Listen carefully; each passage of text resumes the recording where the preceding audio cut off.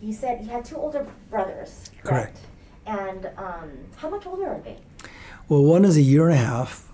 The other one is 6 years older, Okay. 6.5. Did you all have a close relationship, or was it more of a, just kind of siblings ganging on each other? Well, if you call getting my ass kicked close, physically, yeah, that was very close. But my older brother was so much older, he kind of lived his own life and did his own thing. And he was different school, different grade.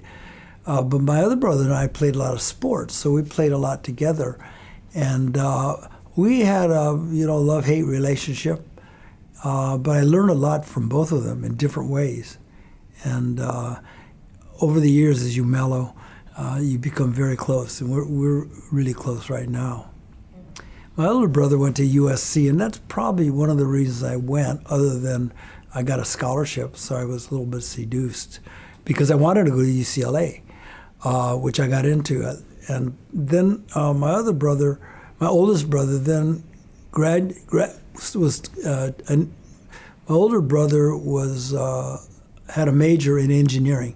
Then he shifted to dentistry. So he became a dentist. Then he decided he wanted to go to medical school.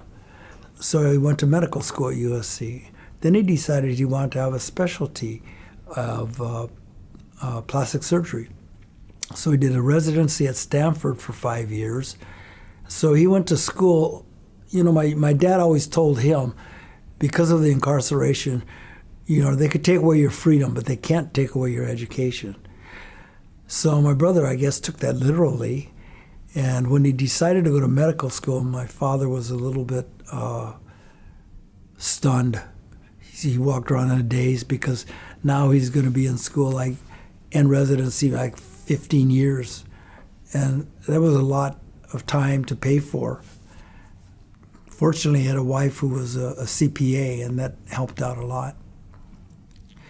My middle school went to USC and went to Santa Barbara, and then got a master's degree in kinesiology. He became a baseball coach and a teacher, and that's where he spent his whole career teaching.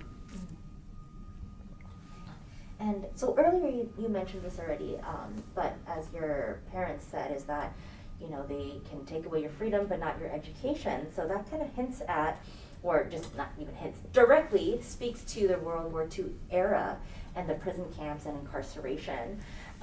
So can you share if your family ever talked explicitly about it? What would they share? Anything around that? Yeah, they did not. Like most Nisei, they didn't really explain the degradation, the humiliation, the dismal conditions they lived in. Once in a while, they'd refer to the friends that they had they call them camps, but of course we knew they were prisons. And they would tell little anecdotal stories, but none of probably the most disastrous treatment that they received at all, until later on, until the redress movement started. Then that loosened their tongues, and they were able to talk and talk and talk. Couldn't shut them up after that. But they did talk so much more after the redress movement started. So we didn't know very much. I knew vaguely that they had to go to Santa Anita horse tracks to stay. We didn't know there were horse stables then at that time. And my father talked about being the athletic director. Everything about him related to sports. Not everything, I mean.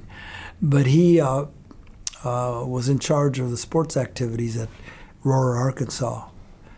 And so those were the kind of stories they told. I honestly think they tried to shield us from the horror that they suffered during those really bitter and terrible times. So when did you actually learn about the degradation, the racism, all the things that Japanese Americans were subjected to around that incarceration period? Well, it was kind of in bits and pieces. There was a paragraph in my high school history book. Then we studied probably about 5 or 6 paragraphs at political science at USC. And then it wasn't really till I got to the law school and read the Korematsu, Hirabayashi, and Yasui Supreme Court decisions. And I just thought these were absolutely wrong. And the kind of allegations they were making seemed so detached from my understanding of who my family was, my relatives, my friends, my family's friends, who were not spies and saboteurs. But it wasn't until, the Black liberation movement started, Black movement started, that people started exploring their own history. And part of the history was had to do with, the foreign miners' tax against Chinese, the laundryman's tax, but also about the discriminatory laws against Japanese as well. The Immigration Act of 1924, which really precluded immigration from Japan, similar to the 1882 Immigration Act against Chinese Americans, which prohibited immigration from China. So when we started studying history, we started learning more about the unfairness of the process. Why didn't they get a trial? Why didn't they get due process? Why didn't they have a right to an attorney? And I did talk to my parents a little bit about it then, and they gave up a little bit more information, saying, yeah, we thought it was unfair. But again, they didn't talk about the bad food, the going to the latrines, the lack of privacy, the too hot in the summer, too cold in the winter, the children who died, the babies who died stillborn at Aurora, for which they had little teeny markers, almost rocks, baby Yamada, baby Kato. They didn't even give them names because they were in a time of war in prison. They now have headstones there, but the headstones there were just a little bit of rocks. I saw about 13. It was really poignant.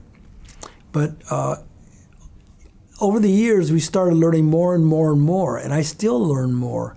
And I would say that I really didn't start learning about the depth of the terrible treatment until maybe, 20, 25 years ago. I think it was, no, I take that back. It was when the redress hearings started. Then we started learning. But more and more details came out, and they're still coming out about how people were treated. The Tule Lake prison cell that some of my friends' parents were forced into. It was just awful.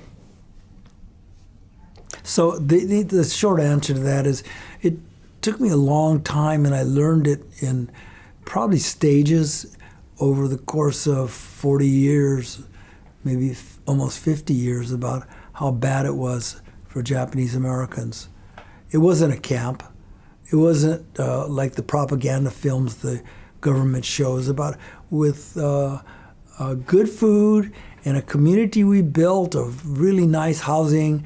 These people did not have to work. They told the stories that were both really they were absurd, outright lies. And I just saw one the other day.